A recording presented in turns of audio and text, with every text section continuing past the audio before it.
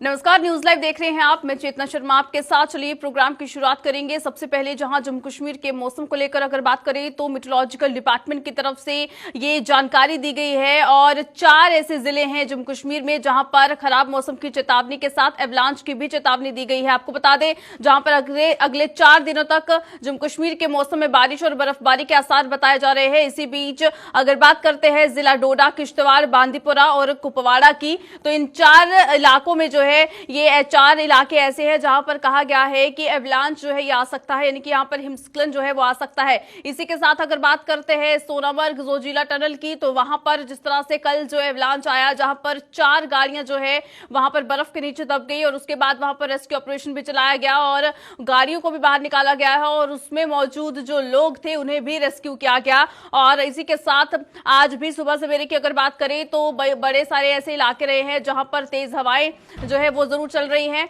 और हवाओं के साथ साथ बहुत सारे ऐसे इलाके भी रहे देर रात को जहां पर हल्की बूंदाबांदी भी हुई। और वहीं पर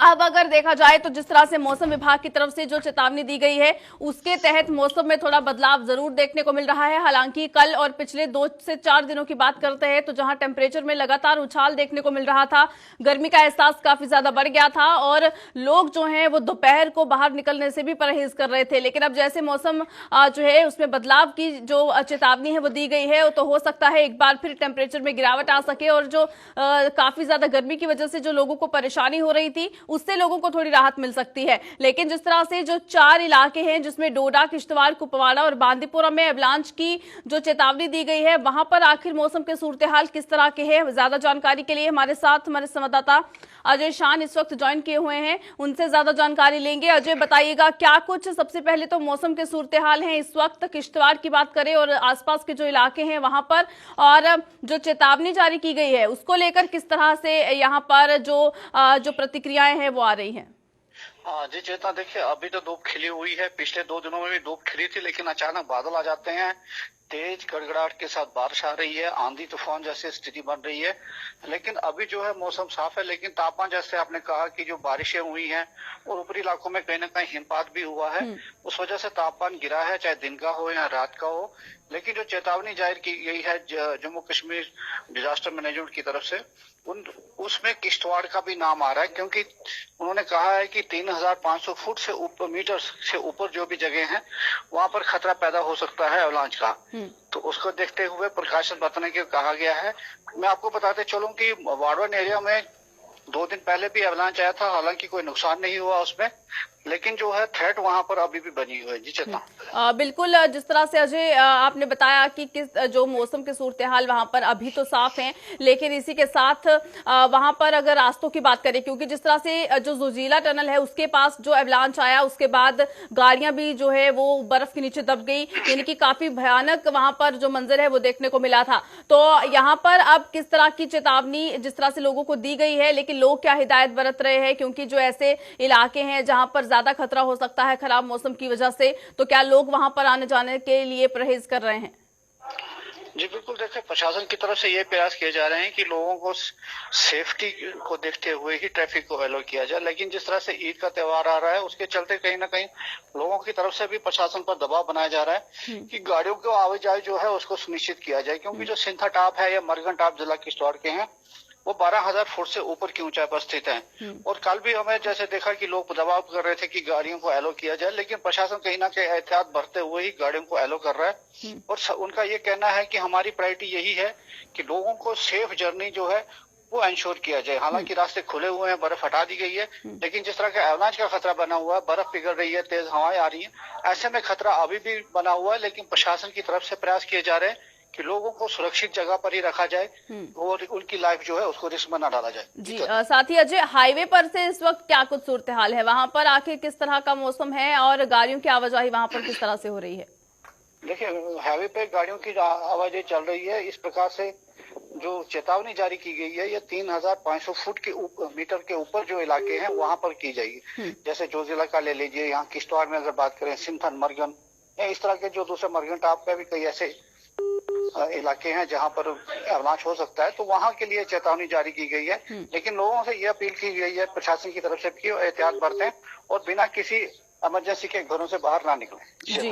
चलिए अजय, बहुत शुक्रिया ज़्यादा जानकारी के लिए। तो जिस तरह से जो है लगातार देखा जा रहा है, मौसम में जब भी कोई बदलाव की ऐसी स्थिति बनती है तो मौसम विभाग की तरफ से उसकी जानकारी पहले से ही दे दी जाती है, और इस बार भी कुछ ऐसा ही हुआ है जहां पर मौसम विभाग की तरफ से पिछले 2 दिन पहले से ही ये चेतावनी जारी कर दी गई थी, जिसमें 20 अप्रैल तक मौसम खराब की जो सूचना है वो दी गई थी, और आज से 4 दिन तक मौसम ज्यादा खराब रह सकता है। बारिश के साथ ऊपरी इलाकों में बर्फबारी भी हो सकती है। तो इसको लेकर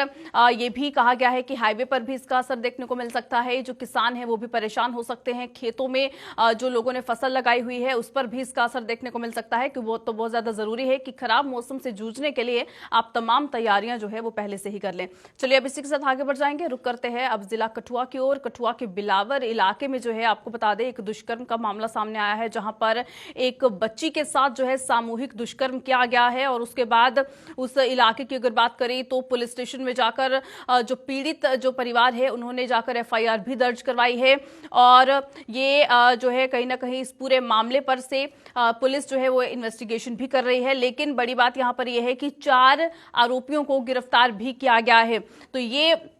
बताया जा रहा है कि जिस बच्ची के साथ ही दुष्कर्म हुआ है वो नाबालिग है, और परिवार का ये कहना है कि 7 अप्रैल के दिन जो है ये जो पूरी वारदात को अंजाम दिया गया है, जहां पर उनकी बच्ची के साथ दुष्कर्म हुआ और 4 आरोपियों की गिरफ्तारी हुई है। लेकिन किस तरह से ये पूरा ये जो वाकया जो पेश आया है, आखिर किस तरह से आया है, और इसी के साथ किस तरह से बच्ची को जो है बहला फुसला कर क्या ले गए, या किस तरह से ये पूरी वारदात को अंजाम दिया गया है, और पुलिस जो इस पर कार्रवाई कर रही है वो कार्रवाई जो है वो आखिर कहां तक पहुंची है। ज्यादा जानकारी के लिए हमारे साथ हमारे संवाददाता रंजीव मेहता इस वक्त ज्वाइन किए हुए हैं। रंजीव, बताइएगा, ये जो एक वाकया जो कठुआ के बिलावर से सामने आया है, जहां पर एक नाबालिग के साथ दुष्कर्म का मामला है, इससे पहले भी एक ऐसा ही मामला हीरानगर के इलाके से जब सामने आया था, उस पर भी अभी जो बार बार जो यहाँ पर जो डिबेट्स होती रहती हैं वो भी अभी थमी नहीं थी। अब एक बार फिर ऐसा ही मामला है, और यहाँ पर भी हिंदू मुस्लिम से जुड़ा हुआ ये मामला बनता हुआ नजर आ रहा है। बिल्कुल कितना मैं आपको बताऊं कि ये मामला जो है एक पॉक्सो के तहत रजिस्टर्ड हुआ है, क्योंकि 2012 में protection of children from sexual harassment के एक कानून बना था पॉक्सो, इसमें नाबालिगों के साथ जितने भी यौन शोषण के मामले होते हैं, दुष्कर्म के मामले, उनको पॉक्सो के तहत इसके लिए अलग कोर्ट होती है और अलग सुनवाई का प्रावधान होता है, और 1 साल के अंदर अंदर इसमें फैसला आना होता है और पूरी इसकी जानकारी होती है। तो मैं आपको ये तो बताया जिसके अंतर्गत ये मामला दर्ज हुआ, लेकिन इस मामले में की बात करूं तो ये बिलावर का एक पहाड़ी तहसील है, लोहाई मलार उसका इलाका है, एक जगह है, उसका मुख्य एक गाँव ही समझ लो। वहाँ पे मशेटी की ये बात है, एक अनाथ लड़की है जिसके माँ बाप की डेथ हो चुकी है, और ये है भी नाबालिग और अपने भाई के साथ रहती है। तो इसके साथ ये दुष्कर्म जो हुआ है, इसकी उन्होंने 3-4 दिन पहले लिखित शिकायत दी थी। काफी मुशक्कत के बाद ये मामला दर्ज किया पुलिस ने, क्योंकि जो जिन लोगों के नाम सामने आ रहे थे वह सभी रुस्बुकदार थे। इसने अपनी लिखित एक एसडीपीओ बिलावर को एक शिकायत दी थी, बताया था कि 7 अप्रैल को जब वह अपने घर से अपने मौसी के घर पैदल जा रही थी, तो रास्ते में एक कार में सवार कुछ 4 युवकों ने उसको जबरदस्ती अपने साथ उठा लिया और उसके साथ दुष्कर्म किया। तो इस घटना के बाद काफी दिनों तक उसने थाने के चक्कर लगे, फिर हर जगह वो गई, लेकिन उसके बाद कुछ हिंदू संगठनों ने वहाँ पे प्रोटेस्ट भी किया, जिसमें वहाँ के डीडीसी और अन्य हिंदू संगठनों के लोग भी वो शामिल थे। पुलिस का एक दबाव बना और पुलिस को फिर कल जाकर ये एक मामला जो है वो दर्ज किया मेडिकल के बाद, और इसका मेडिकल बिलावर के सब डिस्ट्रिक्ट हॉस्पिटल में करवाया गया। अभी मेरी इस संबंध में बात हुई एसएसपी कठुआ शिवदीप सिंह जम्वाल ने, उन्होंने बताया कि पॉक्सो के तहत तो पुलिस ने मामला दर्ज कर लिया है, 4 युवकों को हिरासत में दिया है,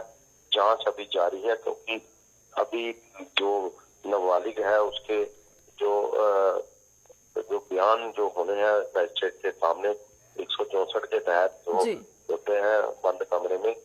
उसके बाद ही अगली जो है कार्रवाई जो है वो करेगी। बिल्कुल रंजीव, और जिस तरह से ये मामला जो सामने आया है इसमें बताया जा रहा है जो आरोपी युवक हैं वो मुस्लिम समुदाय से बताए जा रहे हैं और जिस बच्ची के साथ ही दुष्कर्म हुआ है वो हिंदू समुदाय से है। और परिवार का आखिर अब क्या कुछ कहना है, परिवार आखिर किस तरह की मांग कर रहा है?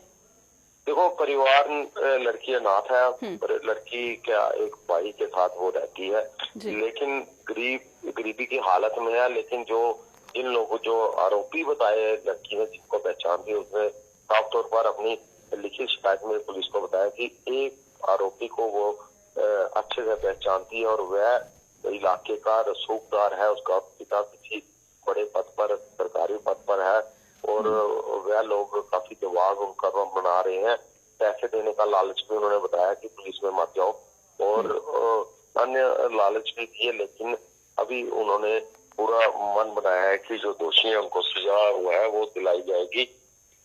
इसके लिए पुलिस ने पॉक्सो के तहत मामला दर्ज कर लिया है।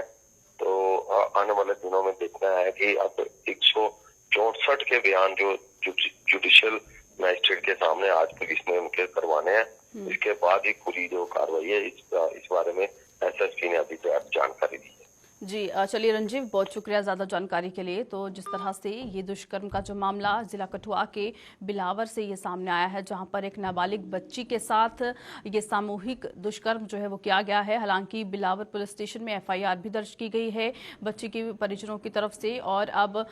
यहाँ पर इंसाफ की मांग ज़रूर उठ रही है। लेकिन इसी के साथ पुलिस भी इस पूरे मामले में जिसने 4 आरोपियों को गिरफ्तार भी कर लिया है और भी बाकी जाँच जुटाने की जो कोशिश जो है वो इस पूरे मामले में हो रही है।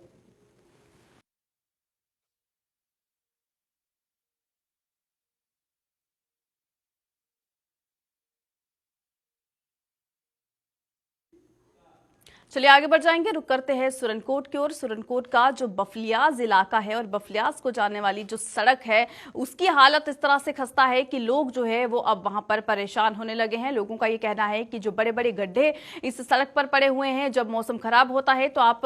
तस्वीरें देखिए किस तरह की तस्वीरें जो है वो सामने आ रही हैं। जो भी लोग यहाँ से ट्रैवल करते हैं, यहाँ पर खराब सड़क होने की वजह से और बड़े बड़े गड्ढे होने की वजह से यहाँ पर हादसे होने का डर बना रहता है और लोगों का ये कहना है कि बार गुहार लगाई गई है यहाँ के प्रशासन से कि यहाँ पर इस सड़क को दुरुस्त किया जाए, सड़क को ठीक किया जाए, ताकि लोगों को जो परेशानी आती है उससे ये जो लोग जो आए दिन जूझते हैं उससे कहीं ना कहीं इन लोगों को निजात मिल सके। लेकिन उसके बावजूद भी यहाँ पर कोई काम नहीं किया गया। आप देख सकते हैं एक ही जो थोड़ा सा जो हिस्सा है सड़क का, वहीं पर आप देखिए 10 से 12 गड्ढे आपको देखने को मिलेंगे। दूसरी तरफ कुछ और तस्वीरें जो देखने को मिल रही हैं जहां पर हो सकता है कुछ कंस्ट्रक्शन वर्क यहाँ पर किया जा रहा था या उसे अधेड़ में छोड़ दिया गया है या फिर क्या कुछ है। ये पूरा जो आप देखिए कि किस तरह की जो तस्वीरें देखने को मिल रही हैं, इस पर ज्यादा बातचीत भी करेंगे। लेकिन आप सबसे पहले आप देख सकते हैं जो लोग यहाँ से गुजरते हैं, बच्चे बूढ़े बुजुर्ग जो यहाँ से गुजरते हैं, उन्हें यहाँ पर किस तरह की दिक्कतें पेश आती होंगी। अगर वो अपनी गाड़ी से भी ट्रैवल कर रहे हैं तो भी हादसा होने का डर है, अगर वो यहाँ से पैदल गुजर रहे हैं तो भी यहाँ पर हादसा होने का डर जो है ये बना हुआ है। तो काफी ज्यादा परेशानी इन लोगों के लिए जो है यहाँ पर देखने को मिल रही है। और ये सुरनकोट का ये बफलियाज की तरफ जाने वाला इलाका है जहां पर आप देख सकते हैं सड़क की किस तरह की हालत है और लोगों को किस तरह से यहां पर दिक्कतें पेश आती होंगी। ज्यादा जानकारी के लिए हमारे साथ हमारे संवाददाता आकाश मलिक इस वक्त ज्वाइन किए हुए हैं। आकाश, बताइएगा क्या कुछ ज्यादा जानकारी है, ये जो सड़क इस वक्त हम देख रहे हैं तस्वीरों में, किस तरह से जो इसकी खस्ता हालत बनी हुई है, लोग परेशान हो रहे हैं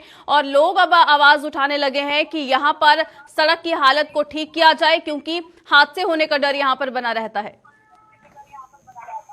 जैसा मैं आपको बताता चलूं, ये सुरनकोट बफलियाज रोड जो है पिछले 3 से 4 साल से जो है इस पे धर्मराज कंपनी कंस्ट्रक्शन की तरफ से जो है काम शुरू हो चुका है। और लेकिन आज की बात करें, पिछले कई दिनों में भी कई बार यहाँ पे एहतजाज हुए, लेकिन आज तक जो है इससे कोई भी सही तरीके से काम नहीं रहा। लोगों ने इल्जाम लगाते हुए सरकार से कहा है कि इस रोड को ठीक किया जाए। हालांकि कई बार इसकी जो है मरम्मत का काम किया गया, लेकिन सिंसियर तरीके से काम नहीं कर रहे हैं, क्योंकि इस वक्त भी आज की बात देखो बड़े बड़े गड्ढे हैं इस रोड में और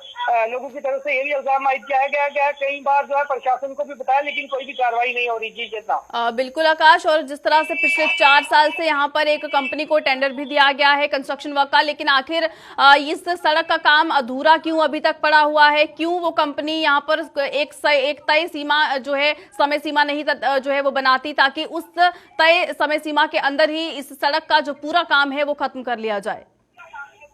जितना मैं आपको बताता हूँ, सारा साल जो है तहसील इंतजामिया हो या डिस्ट्रिक्ट इंतजामिया, दोनों की लापरवाही है कि कंपनी के खिलाफ कई बार जो है लोगों ने एहतजाज भी किया, लेकिन इंतजामिया की तरफ से कंपनी के खिलाफ कोई भी एक्शन नहीं लिया जाता, जिसकी वजह से कंपनी भी जो है अपने आराम से अपनी नींद सो रही है। सरकार से कुछ लोगों ने मांग करते हुए कहा कि अगर कुछ